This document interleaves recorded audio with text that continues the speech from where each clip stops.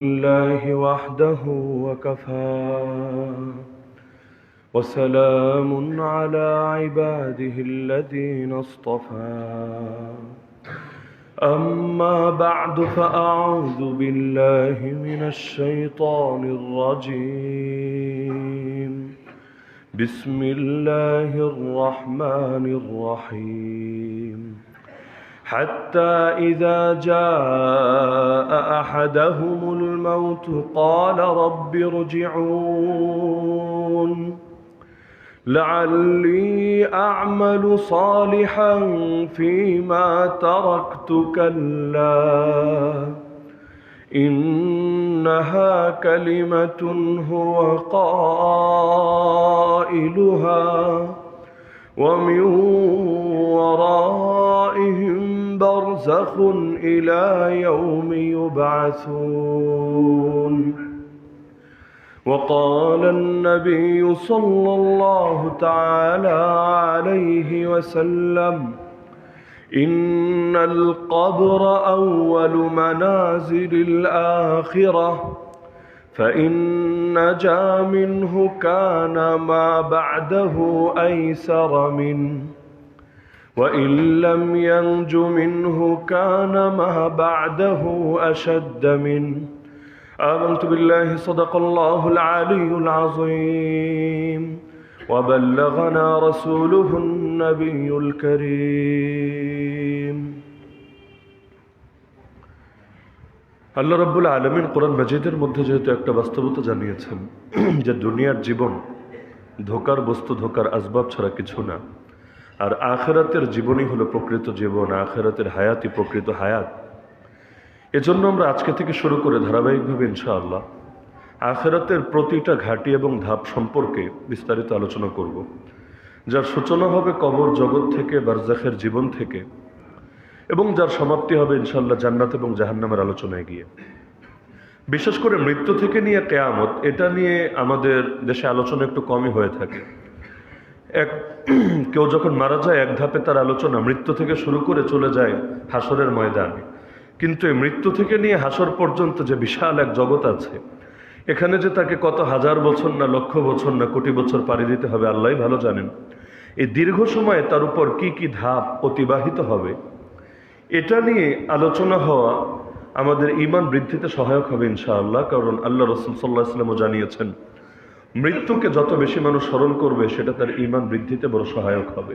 আকসিরু যিকরা হাদিমিল লাযযাত আল মাউত, তোমরা সব স্বাদ বিনষ্টকারী মৃত্যুকে বেশি বেশি স্মরণ করো। আর কেউ যদি মুরাকাবা করতে চায়, মুরাকাবা মানে হলো কোনো একটা জিনিসকে বিশেষভাবে খেয়ালে আনা যাতে করে সেটা দিলের মধ্যে বসে যায়।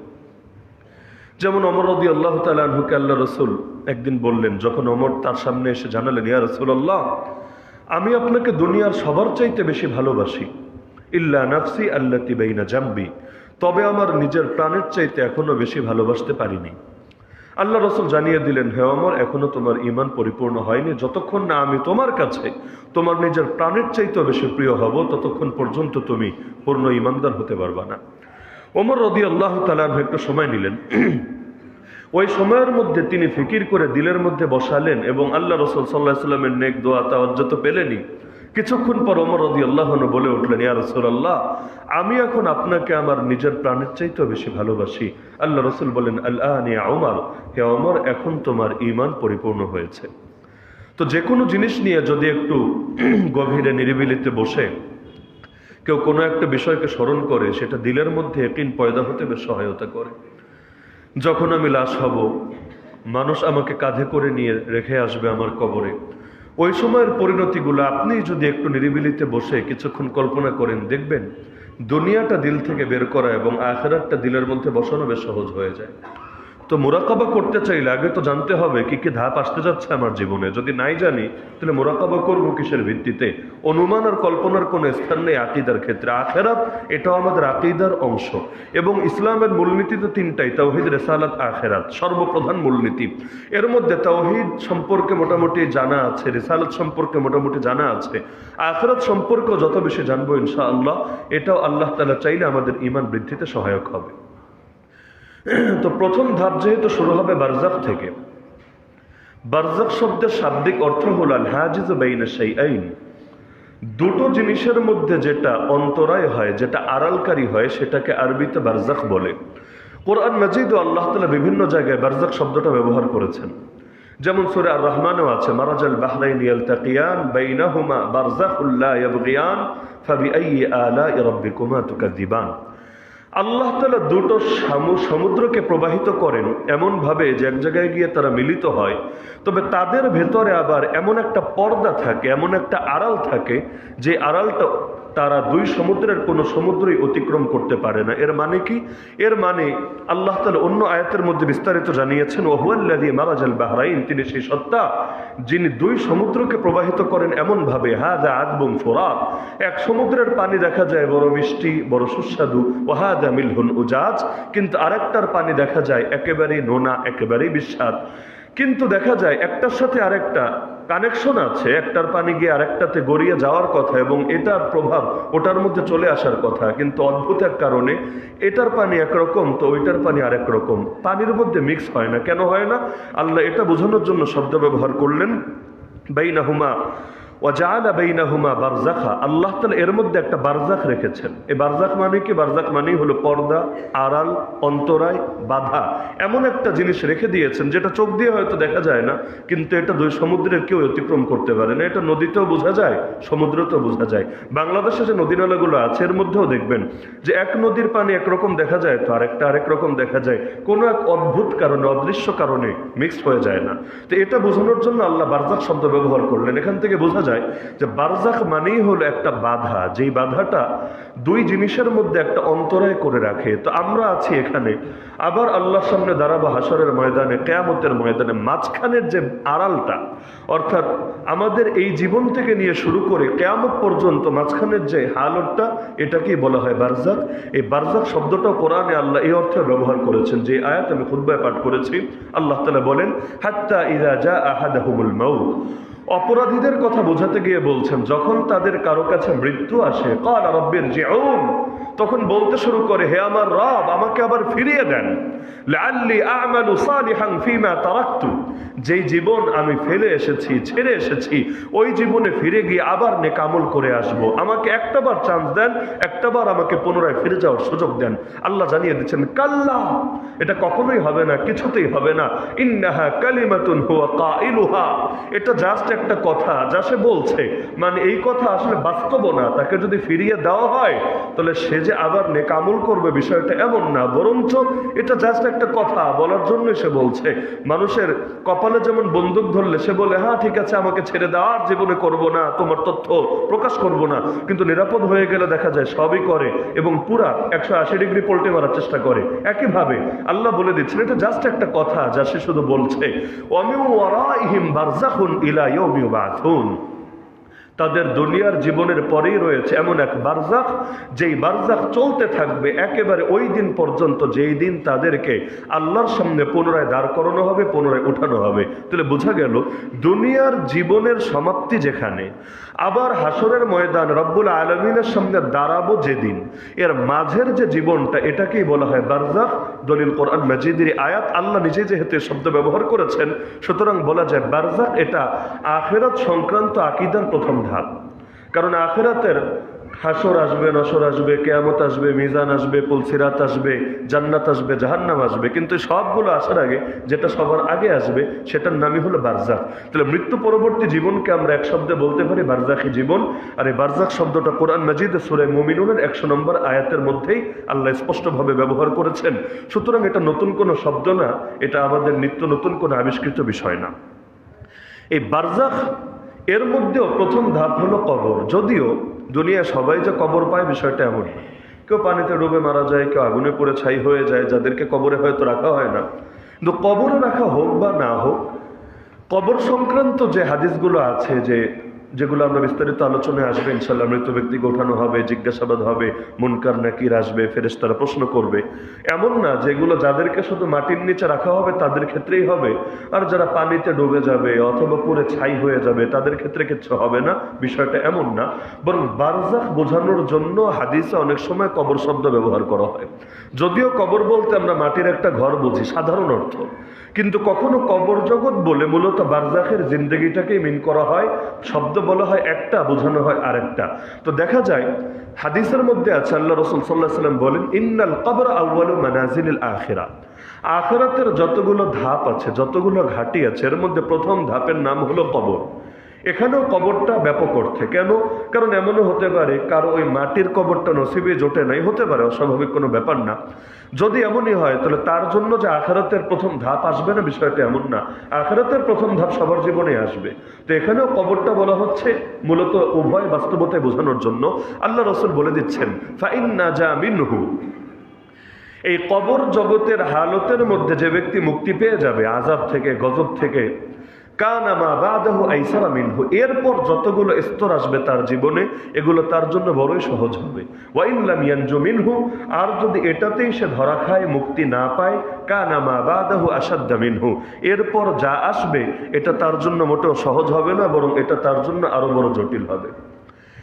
কবর যখন কাউকে রাখা হয়, এগুলো নিয়ে আমাদের লম্বা চড়া আলোচনা হবে ইনশাআল্লাহ, যে আসলে প্রশ্নোত্তরটা আর কি রুহকে করা হয়, সে রুহের দেহের সাথে কি কানেকশন থাকে, না দেহ থেকে বিচ্ছিন্ন থাকে, ফেরেশতাকে কবরের মধ্যে আসে, নাকি রুহটাকে যেখানে নিয়ে যায় সেই জায়গায় এসে ফেরেশতারা প্রশ্নোত্তর করে, এগুলো নিয়ে ইনশাআল্লাহ লম্বা আলোচনা আসবে। তবে সহিহ বুখারী এবং মুসলিমের এক হাদিস আল্লাহ রাসূল একটা বাস্তবতা জানিয়েছেন, লাইসা মিনাল ইনসানি শাইউন ইল্লা ইয়াবলা, মানুষের এমন কোনো অংশ নাই দেহের যেই অংশটা নষ্ট হয়ে যাবে না, যেটা ধ্বংস হয়ে যাবে না, যেটা বিনাশ হবে না, ইল্লা আজমান ওয়াহিদা, তবে একটা মাত্র হাড্ডি বাদে। পুরো শরীরই মাটির সাথে বিলীন হবে, তবে একটা মাত্র হাড্ডি বাদে, যেটা বিলীন হবে না, যেটা নিশ্চিন্ন হবে না, সেটা কোনটা? আল্লাহ রাসূল বলেছেন, ওহু আজবুজ জানাব। আজবুজ জানাব মানে হলো শিরদাঁড়ার হাড়, বা সহজে বুঝলে মেরুদণ্ডের হাড়। মেরুদণ্ডের যে হাড়টা, বাকি শরীরটা নিশ্চিন্ন হবে, কিন্তু এই হাড়টার ব্যাপারে আল্লাহ রাসূল বলছেন যে এই হাড়টা বিলীন হবে না, নিশ্চিন্ন হবে না, বরং ওয়ামিনহু ইউরাক্কাবুল খালকু ইয়াউমাল কিয়ামা, কিয়ামতের দিন এখান থেকে আবার মাখলুককে তৈরি করা হবে। তার মানে এটা হলো মূল ভিত্তি। এমনকি সহিহ মুসলিমে এই শব্দ আছে, মিনহু খুলিকা, তাকে সৃষ্টিও করা হয়েছে এটা থেকে। সৃষ্টির মধ্যে পুরো দেহকেই তো সৃষ্টি করা হয়েছে, কিন্তু এর মধ্যে মূল ভিত্তি হলো, মূল স্তম্ভ হলো মেরুদণ্ডের হাড়, শিরদাঁড়ার হাড়।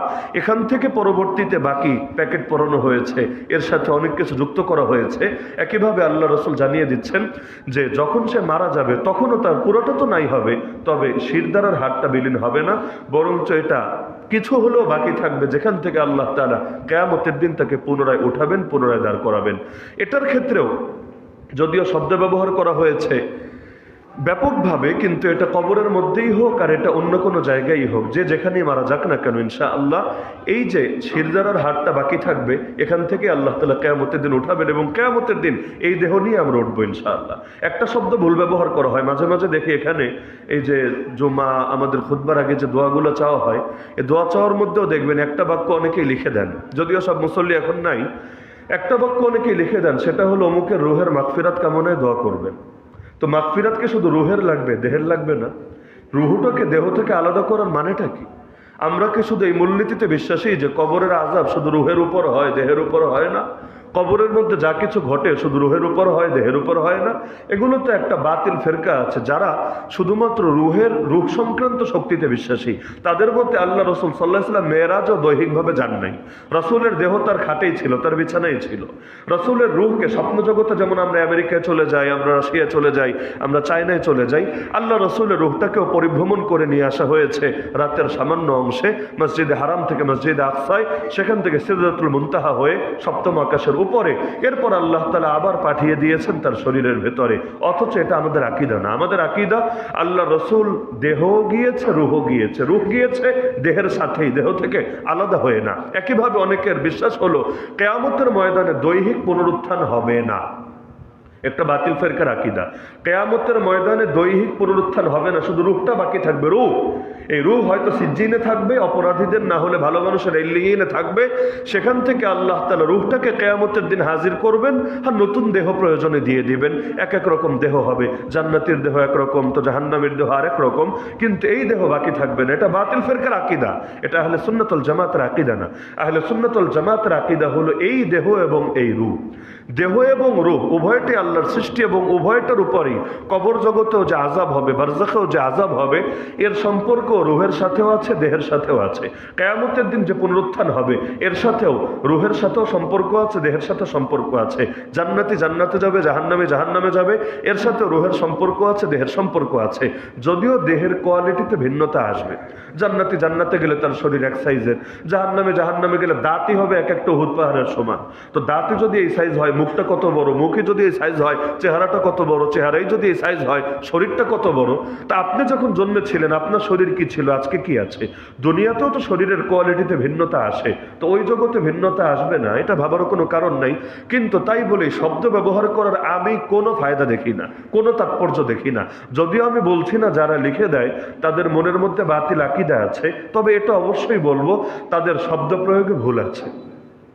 না হলে কোন আয়াতে কোন হাদিসে এভাবে আছে যে আল্লাহ অমুকের রূহকে মাগফিরাত দেন, বরঞ্চ শব্দটা ব্যাপক, আল্লাহ অমুককে মাফ করে দেন। অমুককে মানি পুরাটা একসাথে চলে আসছে। তাহলে রূহকে আলাদা করে স্পেসিফিকভাবে উল্লেখ করার মানেটা কি?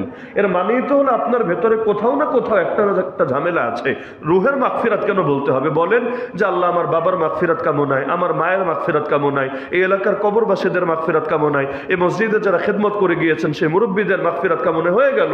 আলাদা করে রূহ বলার তো অর্থ নাই। এই রূহ বলার মানেই হলো যদি আপনার ভেতরে ভেজাল নাই, কিন্তু যারা ভেজাল অর্থে ব্যবহার করে তাদের সাথে একটা শাব্দিক মিল আছে, একটা বাহ্যিক সাদৃশ্য আছে। এজন্য আমার অনুরোধ থাকবে যারা দোয়া চাইবেন এই শব্দটা লেখার দরকার নেই, এই রূহটা বাদ দিয়ে লিখে দেন, অর্থ একই হবে, বরঞ্চ আরো ভালো হবে, আরো সুন্দর হবে ইনশাআল্লাহ। তো এখন এই যে কবর জগতের মধ্যে আমাদের সবাইকে রাখা হবে, এখন একটা বিষয় হলো যে এটা কি শুধু হাদিস দ্বারা প্রমাণিত না, কোরআনেও এ নিয়ে আলোচনা আছে। আমি জেলে যাওয়ার পর দেখেছি জেলে একটা দল আমরা পেয়েছি, যে দলের নাম হলো আল্লাহর দল। নামটা বড় সুন্দর, আল্লাহর দল। এবং যেই দলের প্রধান, যার নাম সম্ভবত আব্দুল মতিন বা কাছাকাছি ধরনের কোনো নাম হবে, ওই পরবর্তীতে কোর্টে যখন হাজিরা দিতে যেতাম, আলহামদুলিল্লাহ মামলা তো এখন শেষ, যেই সময় হাজিরা ছিল, কোর্টে হাজিরা দিতে গিয়েও দু একবার তার সাথে দেখা হয়েছে। আমার কাছে একবার ক্ষমাও চেয়েছে যে হুজুর আমি তো পরিবর্তন হয়েছে, কিন্তু আমার দু একজন শিষ্য তারা আপনার সাথে কারাগারে এটা নিয়ে কিছু বিতর্কও করেছিল, তাদের পক্ষ থেকে মাফ চাচ্ছে, তাদেরও এখন বুঝে এসেছে। তো ইস্যুটা ছিল এটা, তাদেরকে গিয়ে দেখলাম যে আল্লাহর দল এই শব্দটা ব্যবহার করে তারা এই অর্থে যে তারা মূলত কোরআনকে দলিল হিসাবে মানে, প্রমাণ হিসাবে মানে, হাদিসকে মানে না। হ্যাঁ, হাদিসকে আবার ডাইরেক্ট অস্বীকারও করে না। তাদের বক্তব্য হলো যে হাদিসগুলো কোরআনের বক্তব্যকে সমর্থন করবে এটা মানবে, কিন্তু যেই হাদিসে নতুন কোনো বক্তব্য আছে যেটা কোরআনে সে খুঁজে পায় না এটা মানবে না, বরঞ্চ বলবে যে এটা নবীর নামে নতুন করে আবিষ্কার করা হয়েছে, এগুলো বানোয়াট, এগুলো জাল। এক কথায় কোরআনটাই মানে। এখন কোরআনের সাথে মিললে হাদিস মানা আর কোরআনের সাথে মিললে আমার কথা মানা, এটাই তো আর কোনো পার্থক্য নাই। অর্থাৎ হাদিসকে ইসলামের ওই যে অন্যতম উৎস বা শরীয়তের দলিলের অন্যতম ভিত্তি হিসাবে তারা স্বীকার করতে রাজি না। তাদেরকে দেখতাম নামাজ পড়ে 3 ওয়াক্ত। আপনারা নামাজ পড়েন কয় ওয়াক্ত? 5 ওয়াক্ত। তারা নামাজ পড়ে 3 ওয়াক্ত। আবার প্রতি ওয়াক্তের নামাজ সির্ফ 2 রাকাত, মাত্র 2 রাকাত করে। 4 রাকাতেরও কোনো নামাজ নাই, 3 ওয়াক্ত পড়বে এবং প্রতি ওয়াক্ত হলো 2 রাকাত করে পড়বে। আগে পরে সুন্নতের তো প্রশ্নই নাই, সুন্নতের তো মাসালাই নেই, ওয়াজিব নাই, কিচ্ছু নাই, সির্ফ ফরজটা। তাও আবার আমাদের পেছনে নামাজ পড়বে না, আমাদেরকে মুসলমানই মনে করে না, নামাজ পড়া তো দূর কি বাত।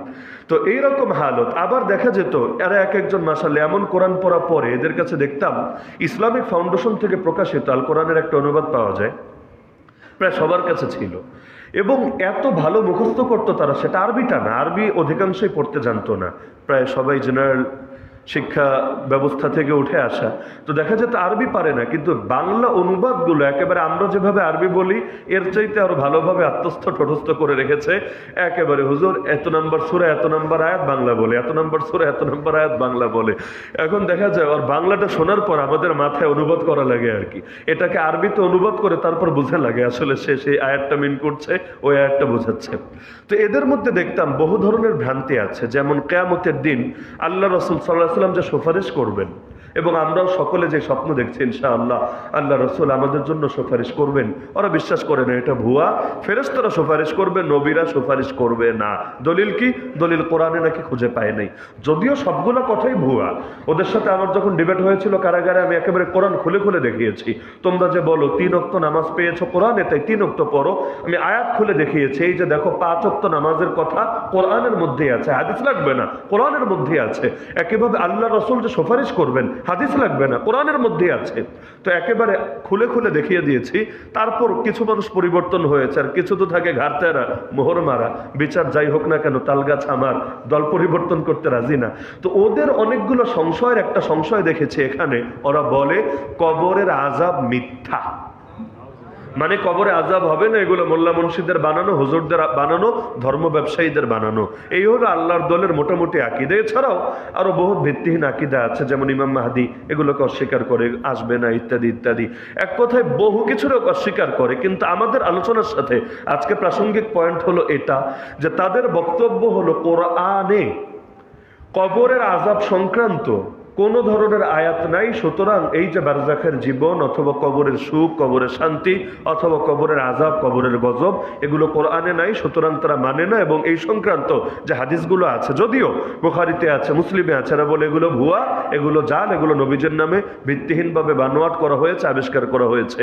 আরও বহু কিম্ভূতকিমাকার কথা টানে, যে আল্লাহ রসুল দুনিয়া থেকে চলে গেলেন 11 হিজরিতে, ইমাম বুখারীর মৃত্যু হলো 256 হিজরিতে।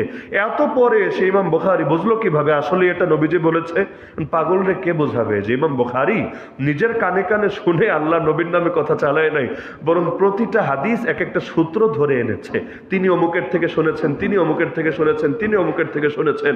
এবং প্রতিটা সূত্র যে 100% অথেন্টিক, এটা উম্মত 1000 বছর ধরে গবেষণা করেই সর্বসম্মত হয়েছে। একটা পাগল ছাড়া ইসলাম সম্পর্কে যাদের বেসিক নলেজ আছে কেউই দ্বিমত করে নাই। অন্তত বুখারী মুসলিম নিয়ে কোনো পাগলেও প্রশ্ন তুলেছে কিনা আমার জানা নাই।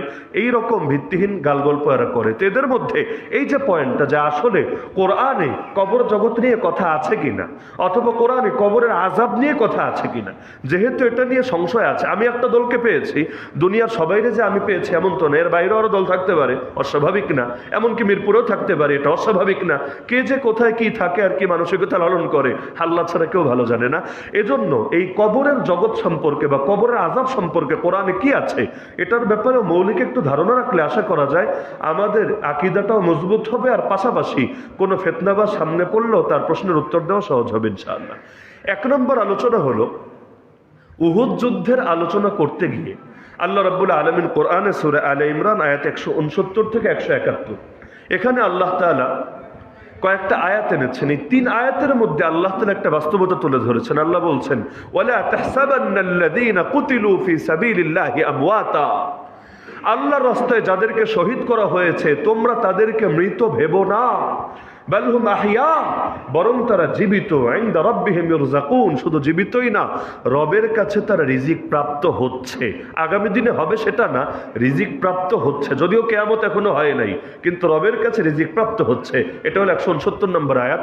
এর পরের আয়াতে আল্লাহ বলছেন, ফারিহিনা বিমা আতাহুমুল্লাহু মিন ফাদলি, আল্লাহ নিজ অনুগ্রহে তাদেরকে যা কিছু দিয়েছেন এটা পেয়ে তারা মহা খুশি।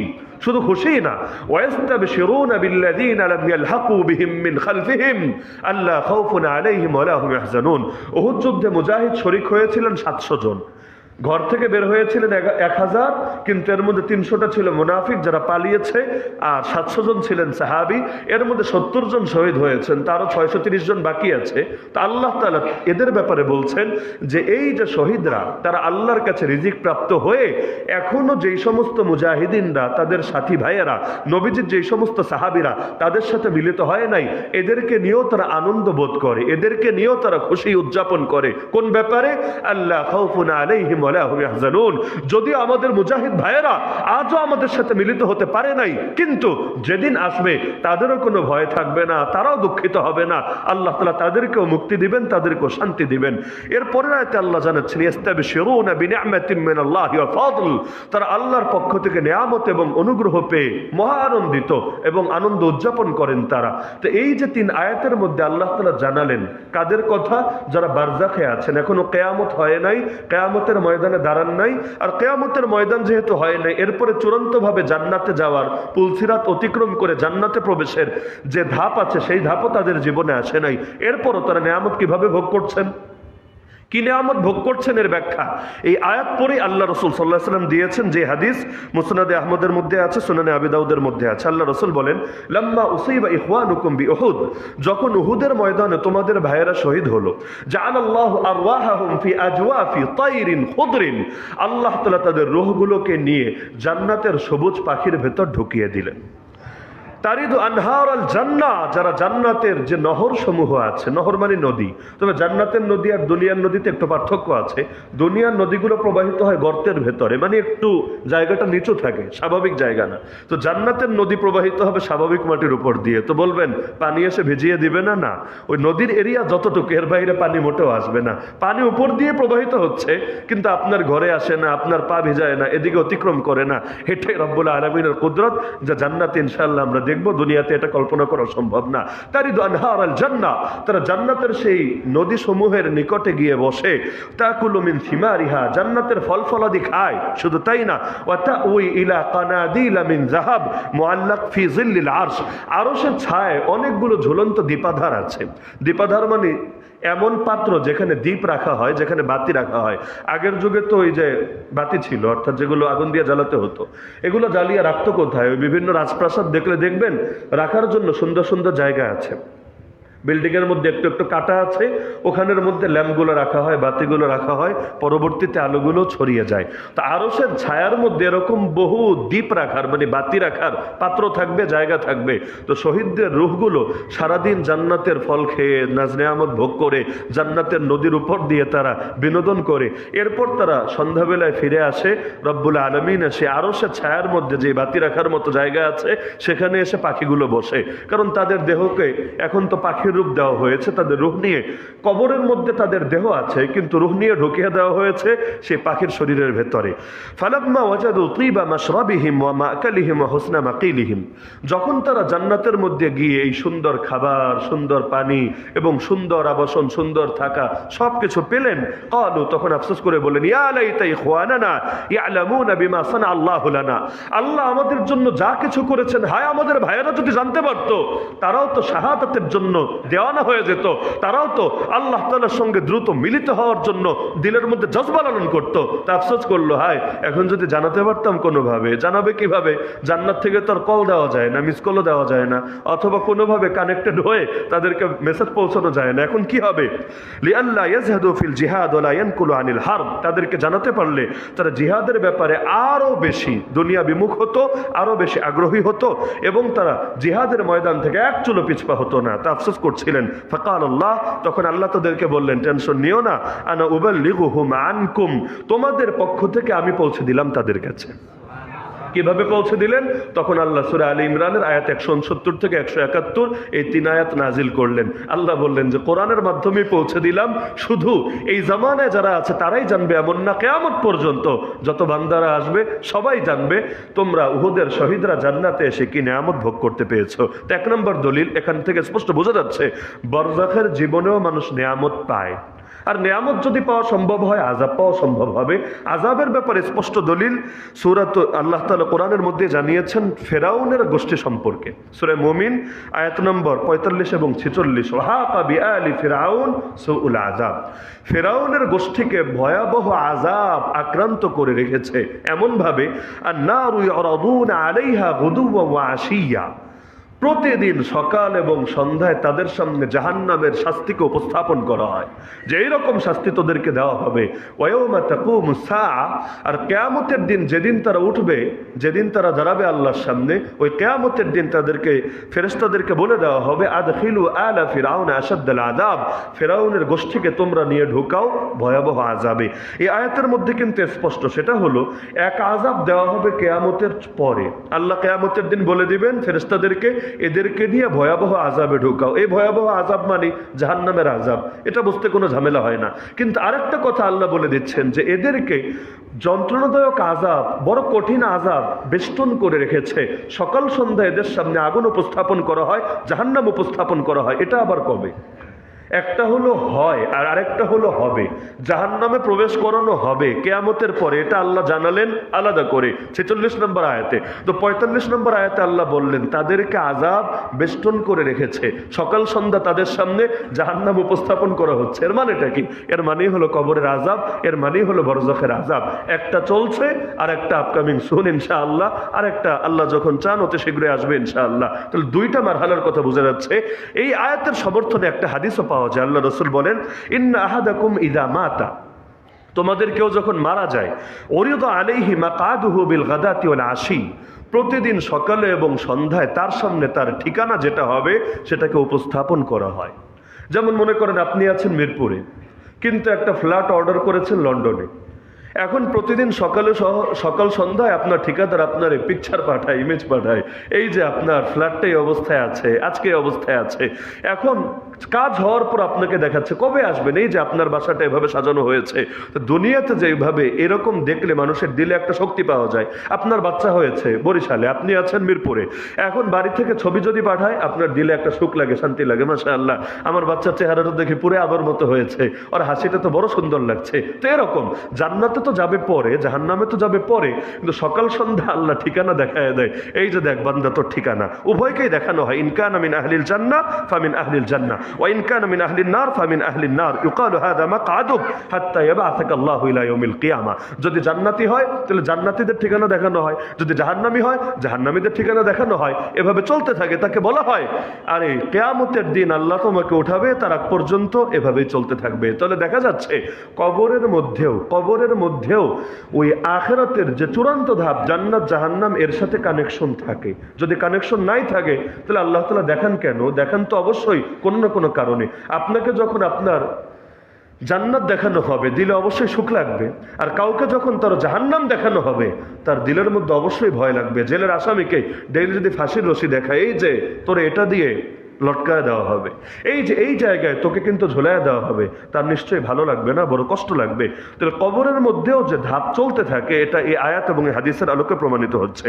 3 নম্বর সূরা ইব্রাহিমের 27 নম্বর আয়াত আল্লাহ জানাচ্ছেন, ইউসাব্বিতুল্লাহুল্লাযীনা আমানু, আল্লাহ তাআলা ঈমানদারদেরকে সুদৃঢ় রাখবেন, বিল কওলি সাবিত, সুদৃঢ় বাক্যের মাধ্যমে। সুদৃঢ় বাক্য মানে হলো কালেমায়ে তাইয়্যিবা, যে কালেমায়ে তাইয়্যিবা এমন দৃঢ় যেটা কখনো টলবে না, কখনো নড়বে না, কখনো পরিবর্তন হবে না, যার লয় নাই, যার ক্ষয় নাই, যার নাশ নাই। তা আল্লাহ তাআলা এই কালেমার মাধ্যমে মুমিনদেরকে অবিচল রাখবেন, সুদৃঢ় রাখবেন, ফিল হায়াতিদ দুনিয়া, দুনিয়ার জীবনেও, অফিল আখিরা, এবং আখিরাতের জীবনেও। এই আয়াতের ব্যাপারে আল্লাহ রাসূল নিজে ব্যাখ্যা করে দিয়েছেন। কোন আয়াতের ব্যাখ্যা সবচাইতে শক্তিশালী ব্যাখ্যা হলো যদি অন্য আয়াতের ব্যাখ্যা পাওয়া যায়। 2 নম্বর সবচাইতে শক্তিশালী ব্যাখ্যা হলো যদি নবীজির কোনো বিশুদ্ধ হাদিসে সেই আয়াতের ব্যাখ্যা পাওয়া যায়। যদি কোনো আয়াতে বা কোনো হাদিসেই আয়াতের তফসির পাওয়া যায় তাহলে কোনো হুজুরের কষ্ট করে আর নিজের তফসির করার কিছু নাই। আর তিনি যদি এমন কোনো তফসির করেন যেটা সেই আয়াতের হাদিসের সঙ্গে সাংঘর্ষিক হবে, ওই তফসিরের 2 পয়সা দামও নাই। এজন্য আয়াতের ব্যাপারে আমরাও চেষ্টা করি যে কোনো হাদিস বা অন্তত সাহাবীদের বাণী যেটা বিশুদ্ধ সূত্রে প্রমাণিত যদি পাওয়া যায়, এর চাইতে শক্তিশালী কোনো তাফসীর হতেই পারে না। তা আল্লাহ রাসূল নিজেই ব্যাখ্যা করেছেন, ইযা উকাইদাল মুমিনু ফি কবরিহি, যখন মুমিনকে তার কবরে বসানো হয়। কিভাবে বসায়, বসানোর অর্থ কি, এগুলো নিয়ে ইনশাআল্লাহ আলোচনা আসবে আমাদের পরবর্তী কোনো সপ্তাহে। উতিয়া, তখন তার কাছে আসা হয়। আসা হয় মানে কে আসে? ফেরেশতারা আসে। সুম্মা শাহিদা আল্লা ইলাহা ইল্লাল্লাহ ওয়া আন্না মুহাম্মাদুর রাসূলুল্লাহ, ওই ফেরেশতা এসে যখন প্রশ্ন করে এরপর সে সাক্ষ্য দেয় এক আল্লাহ ছাড়া আর কোনো ইলাহ নাই, মুহাম্মদ সাল্লাল্লাহু আলাইহি ওয়াসাল্লাম আল্লাহর রাসূল। সাক্ষ্যের বাক্য যাই হোক, বাক্য বিষয় না, বাক্য হতে পারে মান রব্বুকা, জিজ্ঞাসা করলো, সে বলল রব্বি আল্লাহ। তো রব্বি আল্লাহ যদি বলে আমার রব আল্লাহ, এটাও তো আল্লাহকে একমাত্র মাবুদ হিসেবে স্বীকার করছে। তো বাক্যটা মুখ্য বিষয় না, কিন্তু সে স্বীকার করে, সে সাক্ষ্য দেয় যে লা ইলাহা ইল্লাল্লাহ, এক আল্লাহ ছাড়া দ্বিতীয় কোনো মাবুদ নাই, এবং মুহাম্মদ সাল্লাল্লাহু আলাইহি ওয়াসাল্লাম আল্লাহর রাসূল। ফাযালিকা কাউলুহু, আল্লাহ নবী বলেন এটাই হলো এই আয়াতের ব্যাখ্যা, যে আয়াত আমি মাত্র শোনালাম, যে আল্লাহ তাআলা কালেমার মাধ্যমে মুমিনদেরকে দুনিয়াতেও সুদৃঢ় রাখেন, আখিরাতেও সুদৃঢ় রাখেন, কারণ সে কবরের মধ্যেও সাক্ষ্য দেয় লা ইলাহা ইল্লাল্লাহ মুহাম্মাদুর রাসূলুল্লাহ। এই বাক্যেই বলুক আর রব্বি আল্লাহ, দীনি আল ইসলাম, মুহাম্মদ সাল্লাল্লাহু আলাইহি ওয়াসাল্লাম নবিয়ুনা, বাক্য যেটাই হোক, বাক্যটা মুখ্য বিষয় না, কিন্তু জব যে দেয় আল্লাহকে রব হিসাবে, রাসূলুল্লাহ সাল্লাল্লাহু আলাইহি ওয়াসাল্লামকে নবী এবং রাসূল হিসাবে, এটা নিয়ে দ্বিধা না। এমনকি অন্য হাদিসে আছে আল্লাহ রাসূল এই সূরা ইব্রাহিমের এই 27 নম্বর আয়াত তেলাওয়াত করে নিজেই বলেন, নাযালাত ফি আযাবিল কবর, এটা কবরের আযাবের ব্যাপারে নাজিল হয়েছে। কিভাবে? মুমিনদেরকে তো আল্লাহ পার করিয়ে দিচ্ছেন, কিন্তু কাফেররা জবাব না দিতে পারার কারণে কবরের আযাব আক্রান্ত হচ্ছে। মুমিনদেরকে কি প্রশ্ন করা হচ্ছে?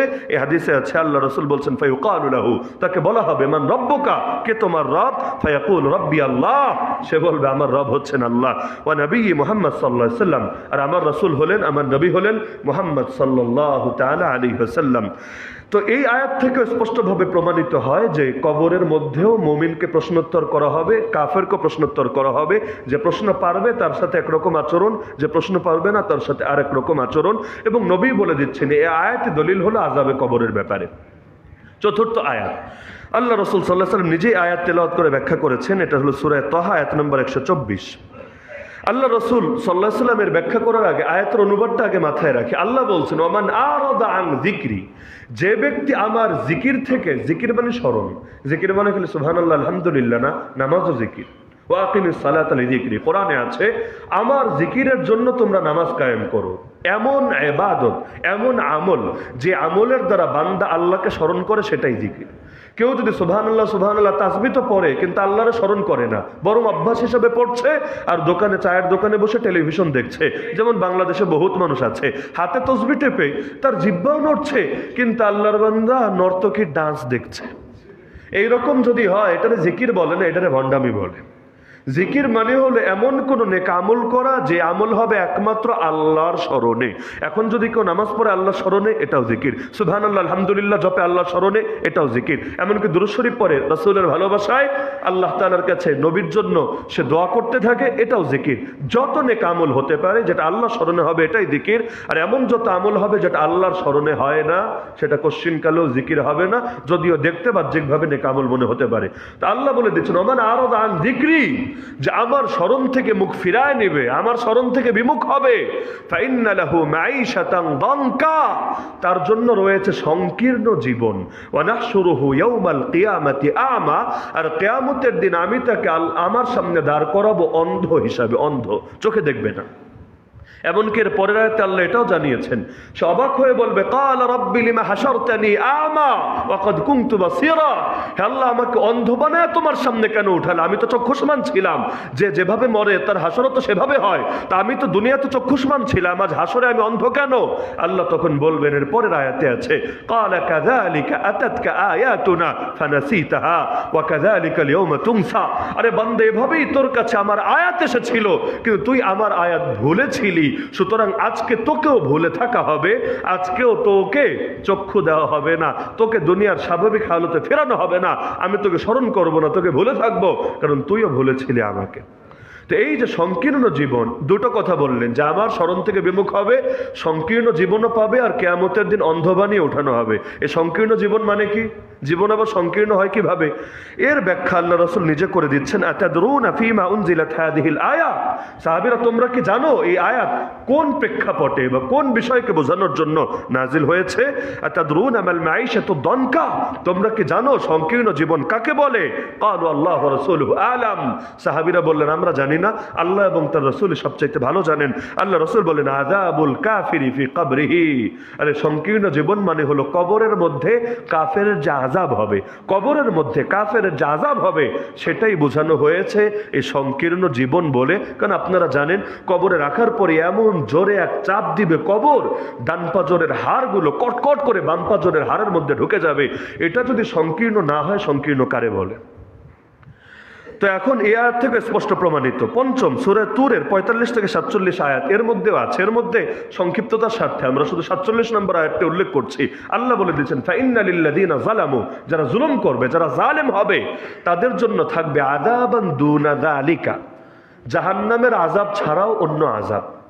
যারা জালেম হবে, যারা জুলুম করবে, তাদের জন্য জাহান্নামের আযাব ছাড়াও অন্য আযাব থাকবে। ওয়ালাকিন্না আকসারাহুম লা ইয়ালামুন, যদি অধিকাংশ বান্দা এটা জানে না, এটা মানে না, এর ইলম তারা রাখে না। তাহলে দেখা গেল জাহান্নামের আযাব তো বুঝি, কিন্তু আল্লাহ বলেন আযাবান দুনা যালিকা, এটা ছাড়াও, জাহান্নামের শাস্তি ছাড়াও আরেকটা আযাব থাকবে। আরেকটা আযাব আবার কোন আযাব? তো ওই যে বলেছিলাম যে 3 ধরনের তাফসীর সবচেয়ে শক্তিশালী। 1 নম্বরে আয়াতের ব্যাখ্যা যদি আয়াতেই পাওয়া যায়, 2 নম্বরে আয়াতের ব্যাখ্যা যদি বিশুদ্ধ হাদিসে পাওয়া যায়, 3 নম্বরে আয়াতের ব্যাখ্যা যদি সাহাবীদের বিশুদ্ধ উক্তির ভেতরে পাওয়া যায়। তো সর্বযুগের সর্বশ্রেষ্ঠ মুফাসসির যাকে বলা হয় উম্মতের মধ্যে, রাইসুল মুফাসসিরিন আব্দুল্লাহ বিন আব্বাস রাদিয়াল্লাহু আনহুমা, আল্লাহ নবীর আপন চাচাতো ভাই, তিনি ব্যাখ্যা করেছেন এই আয়াতের। তিনি আয়াত পড়ে বললেন যে এখানে অন্য আযাব মানে হলো আযাবুল কবরি ক্বাবলা আযাব ইয়াউমিল কিয়ামাহ, কিয়ামতের দিনের আযাবের আগে কবরের আযাব। এটাই হলো অন্য আযাব বলতে আল্লাহ যা বুঝিয়েছেন সেটা হলো এই কবরের আযাব। কারণ ধাপ তো দুইটাই, এক হলো মরার পর থেকে কবরে থাকবে, বরজাখে থাকবে হাসর পর্যন্ত, আর হাসরের পর তো সেই জাহান্নামের আযাবই চলে আসবে। তো ওইটা ছাড়া অন্য আযাব যদি বলা হয় তাহলে স্বাভাবিকভাবে এটাই বোঝা যায়। তো তার ব্যাখ্যা থেকে স্পষ্ট হয়ে যাচ্ছে। একইভাবে আরো কিছু আয়াত থেকেও এটা বোঝা যায়, যেমন সূরা তাওবার 101 নম্বর আয়াতে আল্লাহ মুনাফিকদের ব্যাপারে বলেন, সানুআযিবুহুম মাররাতাইন, আমি এদেরকে 2 বার আযাব দিব, আমি মুনাফিকদেরকে 2 বার আযাব দিব। সুম্মা ইউরাদ্দুনা ইলা আযাবিন আযীম, এরপর এদেরকে ভয়াবহ আযাবের দিকে ঠেলে দিব। তার মানে 3টা হয়ে গেল, 2 আযাব দিব, এরপর তাদেরকে ভয়াবহ আযাবের দিকে ঠেলে দিব। তো ভয়াবহ আযাব মানে ধরলাম জাহান্নামের আযাব, তাহলে বাকি 2টা কোনটা? প্রশ্ন তো আসেই, কারণ আযাব হয়ে গেল 3টা, এর মধ্যে 2টার ব্যাপারে আল্লাহ বলছেন 2টা দিব এরপর, এরপর মানে বাকিটা দেরিতে আসবে, এরপর তাদেরকে ভয়াবহ আযাবের দিকে ঠেলে দিব। এর ব্যাখ্যা প্রখ্যাত তাবে ইমাম কাতাদা রাহমাতুল্লাহ আলাইহি করেছেন যে 2 আযাব মানে হলো আযাবুদ দুনিয়া, আযাবুল কবর। 1 নম্বর হলো দুনিয়াতে শাস্তি দিব, লাঞ্ছিত করব, মুমিনদের হাতে ওদের মুখোশ উন্মোচিত হবে এবং ওরা বিভিন্নভাবে পদে পদে লাঞ্ছিত হবে। আর 2 নম্বর আযাব হলো কবরে আযাব পাবে, আর চূড়ান্তটা হলো তাদেরকে জাহান্নামের দিকে ভয়াবহ আযাবের দিকে ঠেলে দেওয়া হবে। তো এই আয়াত থেকে স্পষ্ট হয়ে যাচ্ছে। তো একইভাবে আরেকটা আয়াত আছে সূরা আনআমের 93 নম্বর আয়াত। এই আয়াতে আল্লাহ তাআলা বলেন, ওয়ালাউ তারা, হে নবী আপনি যদি ওই সময় দেখতেন, ইয যালিমুনা ফি গামারাতিল মাউত, যখন জালেমরা মৃত্যু যন্ত্রণায় থাকে, যখন তাদের উপর মৃত্যু যন্ত্রণা হতে থাকে, ওই অবস্থা যদি আপনি দেখতেন, আল ওয়াল মালাইকাতু বাসিতু আইদিহিম, ফেরেশতারা তাদের হাত বিস্তার করে রাখে এদের দিকে জান কবজ করার জন্য, এদেরকে শাস্তিতে আওতায় আনার জন্য। আখরিজু আনফুসাকুম, ফেরেশতারা ধিক্কার দিয়ে বলে তোদের প্রাণ বের করে দে, বের কর, তাড়াতাড়ি বের কর, বলে আমরা জোর করে পিটিয়ে পিটিয়ে আদায় করব। আল ইয়াউমা তুজজাউনা আযাবাল হুন, আজকে তোদেরকে ভয়াবহ লাঞ্ছনাকর শাস্তি দেওয়া হবে। কেন? বিমা কুনতুম তাকুলুনা আলাল্লাহি গায়রাল হক, কারণ তোরা আল্লাহর ব্যাপারে অন্যায় কথা বলতি, অকুনতুম আন আয়াতিহি তাস্তাকবিরুন, আল্লাহর আয়াত সমূহ থেকে দম্ভ ভরে মুখ ফিরায় রাখতি। তাহলে এই যে ফেরেশতারা এসে শাস্তি দেওয়া শুরু করলো এবং তাদেরকে বলবে আযাবাল হুন, তোমরা ভয়াবহ শাস্তি, লাঞ্ছনা শাস্তি তোমাদেরকে দেওয়া হবে। এই শাস্তি আবার কোন শাস্তি? এই শাস্তি হলো বারজাখের শাস্তি, যেই শাস্তি তার জান কবজ হওয়ার পর থেকে শুরু হবে এবং হাসরের ময়দান পর্যন্ত চলতে থাকবে। একইভাবে সূরা নূহের 25 নম্বর আয়াতে আল্লাহ তাআলা জানান, মিম্মা খাতিআতিহিম, এদের পাপের কারণে উগরিকু, তাদেরকে ডুবিয়ে দেওয়া হয়েছে। তারা মানে নূহ আলাইহিস সালামের জাতি, যারা নৌকায় ওঠে নাই। নৌকা মানে ওই যে যেই দলের মার্কা নৌকা এটা না, যে নৌকা তিনি বানিয়েছিলেন, নৌযান আরোহণ করেছিলেন, যে এদের পাপের কারণে এদেরকে ডুবিয়ে দেওয়া হয়েছে। ফাউদখিলু নারা, এরপরেই তাদেরকে আগুনে প্রবেশ করানো হয়েছে। ফালাম ইয়াজিদু লাহুম মিন দুনিল্লাহি আনসারা, আল্লাহ তাআলার মোকাবেলায় এরা কোনো সাহায্যকারী খুঁজে পায়নি। তাহলে এখানে দেখা গেল আল্লাহ শব্দ বলছেন ডুবানো হয়েছে, এরপরেই আগুনে প্রবেশ করানো হয়েছে। হয়েছে, আগামী দিনে হবে সেটা না। তাহলে হয়েছে মানে কি? কিয়ামত তো এখনো হয় নাই। নূহ আলাইহিস সালাম দুনিয়া থেকে যাওয়ার পর আমরা দুনিয়াতে আসার আগে এক ধাপ কি কিয়ামত হয়ে গেছে? কিয়ামত যেহেতু হয় নাই, তাহলে জাহান্নামে ঢুকানো হলো কিভাবে? জাহান্নাম বলেন না, আল্লাহ বলেছেন আগুন। আগুনে ঢুকানো হলো কিভাবে? তাও ডোবার পরপরই। এর মানে কি? এর মানেই তো দাঁড়াচ্ছে কবরের আযাব। ইমাম ফখরুদ্দিন রাজি রাহমাতুল্লাহ আলাইহি তাফসিরে কাবীরের মধ্যে ব্যাখ্যা করেছেন যে এই আয়াত থেকে 2 ভাবে প্রমাণিত হয় যে তারা কবরে আযাবে আছে। কিভাবে? 1 নম্বরে প্রমাণিত হয়, আল্লাহ তাআলা শব্দ ব্যবহার করলেন ফা। ফা মানে হলো আগেরটার পরেরটা যদি পরাপর হয় সেটারে ফা দিয়ে বলে। যেমন বয়ান করলাম, এরপর নামাজ পড়লাম, একটা আর আরেকটার মাঝে গ্যাপ নাই, একটার পরে আরেকটা। এটা বোঝানোর জন্য আরবিতে এই ফা অক্ষরটা ব্যবহার করা হয়, ফা। আর যদি লম্বা গ্যাপ থাকে আরবিতে সুম্মা বলে, সুম্মা। এটা যারা আরবি ব্যাকরণ জানেন তাদের জানা থাকার কথা। গ্যাপ নাই বোঝানোর জন্য ফা বলে, আর গ্যাপ আছে বোঝানোর জন্য সুম্মা বলে। এখানে শব্দ কি? উগরিকু ফা উদখিলু নারা, উগরিকু ফা উদখিলু নারা। আল্লাহ কিন্তু সুম্মা বলেন নাই, ফা বলেছেন। এই ফা আরবি ব্যাকরণ অনুসারে অর্থ কি হয়? ডুবানো হলো, হলো, এরপরেই তাদেরকে জাহান্নামের তাদেরকে আগুনে প্রবেশ করানো হলো। গ্যাপ নাই। তো গ্যাপ নাই মানেই হলো কিয়ামতের আযাব এখানে উদ্দেশ্য না, উদ্দেশ্য হলো যে আযাব তারা বরজাখে পাচ্ছে, কবর জীবনে পাচ্ছে। আর কবর বললে আবার টেনশনে পড়ার দরকার নেই, হুজুর ওরা তো পানিতে ডুবে মরেছে, কবর আসলো কোত্থেকে? এই ব্যাখ্যা আমি শুরুতেই করে দিয়েছি যে কবর কখনো ব্যাপক অর্থে ব্যবহার হয় টোটাল বারজাখের জিন্দেগি মিন করার জন্য, বোঝানোর জন্য। আর 2 নম্বরে আল্লাহ তাআলা অতীতবাচক ক্রিয়া ব্যবহার করেছেন, যে তাদেরকে আগুনে ঢুকানো হবে এটা বলেন নাই। এটা বললে বুঝতাম ভবিষ্যৎ। আল্লাহ বলেন তাদেরকে আগুনে ঢুকানো হয়েছে, ডুবানো হয়েছে, আগুনে ঢুকানো হয়েছে। তার মানে দুইটাই অতীত। ডুবেছে এটা অতীতে, আগুনে ঢুকেছে এটা অতীতে। আগুনে ঢুকলো কিভাবে? এটাই কবরের আযাব, এটাই বারজাখের আযাব। আরো বহু আয়াত দেওয়া যাবে, কিন্তু সময় স্বল্পতার কারণে আর প্রয়োজন নাই। তাহলে এতগুলো আয়াতের আলোকে এটা স্পষ্টভাবে প্রমাণিত হয় কি না কবরে আযাব হবে? তাহলে এখন যদি কেউ নিজেদের নাম দেয় আল্লাহর দল, আমার এই কথা হয়তো মিডিয়া মারফত তাদের কাছে পৌঁছবে, আমি তাদেরকে অনুরোধ করবো আল্লাহর ওয়াস্তে আল্লাহর দল নাম দিলে আল্লাহর আয়াত তো অন্তত মানেন। নবীজির হাদিস নিয়ে আপনাদের যদি অ্যালার্জি থাকে, তাও ওইটা তো রাখলে ইমান থাকবেই না, তারপর ওইটা একপাশে রেখে এটা তো বলতে পারি যে আল্লাহর দল মানে অন্তত আল্লাহর আয়াত তো মানবে। এই অন্তত 7টা আয়াত আমি দেখালাম, 7টা আয়াত আমি দেখালাম, এবং এগুলোর ব্যাখ্যার সাথে দ্বিমত করার কোনো অপশন নেই। আমি ভেঙে চুরে ক্লাসের মতো করে বুঝাই দিলাম এজন্য যে ব্যাখ্যা নিয়ে দ্বিমত করার কোনো অপশন নাই। তো এরপরও যদি না মানে, তাহলে আল্লাহর দল না বলে শয়তানের দল বলাটাই মুনাসিব হবে।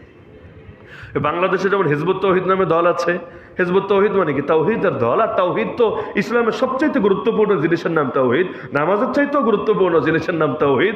কিন্তু এখন নাম যদি দেয় তাওহীদের দল আর কাম করে ভণ্ডামির দল, তাহলে এইটারও তো তাওহীদের দল বলে না। বৃক্ষ তোমার নাম কি? ফলে পরিচয়। আপনি নাম দিবেন ইমানের মেহনত করি, আপনি নাম দিবেন দাওয়াতের মেহনত করি। আর আমি দেখবো আপনি খুনোখুনি করেন, আমি দেখবো আপনি গুন্ডামি করেন, আমি দেখবো আপনি সন্ত্রাসী করেন, তাহলে আপনাকে কি বলবো? একটাবার বলেন না বৃক্ষ তোমার নাম কি? ফলে পরিচয়। এটাই তো মূলনীতি। আপনার মুখ থেকে মধু ঝরে না কি ঝরে এটা তো আমি দেখবো না, আপনার কাছ থেকে কি প্রকাশিত হয় সেটাই তো আমি দেখবো। আর এইটারে যদি নবীওয়ালা পথ বলে, এই মারামারি করা গুন্ডামি করারা যদি নবীওয়ালা পথ বলে, তাহলে আবু জাহালওয়ালা পথ কোনটা? আরে আল্লাহ রসুল তো আমাদেরকে জানিয়েছেন মুমিনের রক্ত, মুমিনের রক্ত এত দামি। এটা হলো আল্লাহ রসুল বলেন তিরমিজির হাদিস, লা জাওয়ালুদ দুনিয়া আহওয়ানু আলাল্লাহ মিন কতলি মুমিন। গোটা দুনিয়া ধ্বংস হয়ে যাওয়া একজন মুমিনকে হত্যা করার চাইতে বড় হালকা, বড় তুচ্ছ। তার মানে একজন মুমিনের দাম গোটা জগতের চাইতে, গোটা জমিনের চাইতে বেশি। এমনকি কোরআনে আল্লাহ জানান, ওয়া ইয়াকতুল মুমিনা মুতাআম্মিদা, সূরা নিসার আয়াত, যে ব্যক্তি একজন মাত্র মুমিনকে ইচ্ছাকৃতভাবে হত্যা করবে, ফাজাযাউহু জাহান্নাম, আর তার ঠিকানা হবে জাহান্নাম, খালিদান ফিহা, যে জাহান্নামে সে দীর্ঘকাল থাকবে। ওয়া গাদিবাল্লাহু আলাইহি, তার উপর আল্লাহর গজব পড়বে। ওয়া লানাহু, আল্লাহ লানত দিবেন তার উপরে। ওয়া আদালাহু আযাবান আযীমা, আল্লাহ তার জন্য ভয়াবহ শাস্তি প্রস্তুত করে রেখেছেন।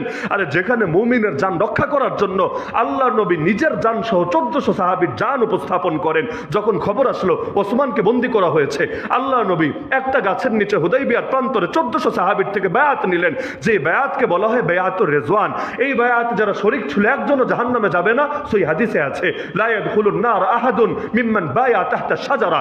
ওই দিন বৃক্ষের নিচে যারা নবীর হাতে বায়াতবদ্ধ হয়েছে, এদের মধ্যে একজনও প্রবেশ করবে না জাহান্নামে। তাহলে ওই দিন কি কাজ হয়েছে? ওই দিন আল্লাহ নবী 1400 সাহাবীর থেকে বায়াত নিয়েছে এই মর্মে, আরে যেহেতু ওসমানকে শহীদ করা হয়েছে, যদিও বাস্তবে করা হয় নাই, সংবাদটা গুজব ছিল, নিউজটা ফেক ছিল, কিন্তু সংবাদ যেহেতু এমনটা পেয়েছেন, নবী বলছেন যেহেতু ওসমানকে শহীদ করা হয়েছে, যতক্ষণ ওসমানের রক্তের বদলা না নেব আমরা কেউ ঘরে ফিরে যাব না। এতে যদি আমাদের জান কোরবান করা লাগে জান কোরবান করব, কিন্তু আমরা বেঁচে থাকতে ওসমানের রক্তকে মূল্যহীন হতে দেব না। 1400 সাহাবী সেই বায়াতে একমত হলেন। আল্লাহ নিজে সূরা ফাতহে 26 নম্বর পারায় আয়াত নাজিল করলেন, ইন্নাল্লাযীনা ইউবাইউনাক ইন্নামা ইউবাইউনাল্লাহ। হে নবী, আজ যারা আপনাকে বায়াত দিচ্ছে তারা মূলত আপনাকে বায়াত দিচ্ছে না, আল্লাহকে বায়াত দিচ্ছে। ইয়াদুল্লাহি ফাওকা আইদিহিম, সকলের হাতের উপর আল্লাহর হাত আছে। আল্লাহ এত বেশি খুশি হলেন এতে।